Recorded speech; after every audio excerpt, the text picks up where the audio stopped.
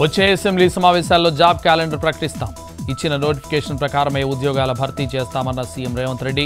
వచ్చే మార్చి నెలాఖరుకు ఖాళీల వివరాలు తెప్పిస్తామని వెల్లడి.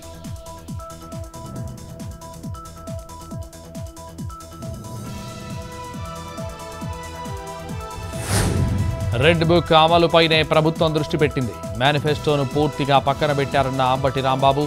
ఏపీలో పోలీస్ యంత్రాంగం సరిగ్గా పనిచేయడం లేదని ఆరోపణ.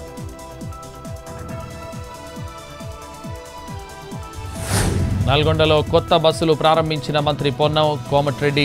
ఆర్టీసీ కార్మికుల సమస్యల పరిష్కారానికి ప్రభుత్వం కృషి చేస్తుందని వెల్లడి.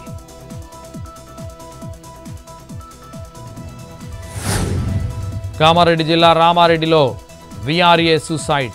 డిప్యూటీ తహసీల్దార్ వేధింపులే కారణమని కుటుంబ సభ్యుల ఆరోపణ.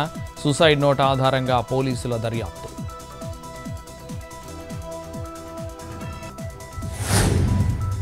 కాకినాడ జిల్లా గొల్లప్రోలులో భారీగా రేషన్ బియ్యం పట్టివేత.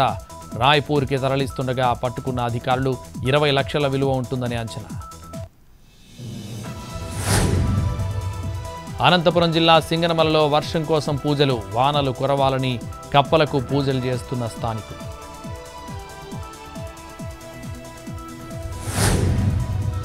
సంగారెడ్డి బొల్లారంలో భారీగా నిషేధిత గుట్కా పట్టివేత.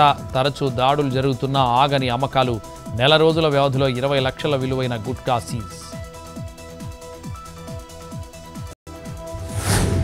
లేహ్లో కేంద్ర మంత్రి కిరణ్ రిజిజు పర్యటన. పలు అభివృద్ధి పనులకు శంకుస్థాపన. స్థానిక దుస్తులతో ఆకట్టుకున్న కేంద్ర మంత్రి. పాట్నాలోని ఓ అపార్ట్మెంట్లో అగ్ని ప్రమాదం. 4 ఫైర్ ఇంజన్లతో మంటలార్పిన సిబ్బంది. ఎటువంటి ప్రాణ నష్టం జరగలేదన్న అధికారులు.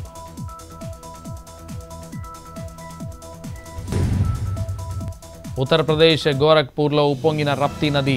డేంజర్ లెవెల్ దాటి ప్రవహిస్తుండటంతో అధికారుల అలర్ట్.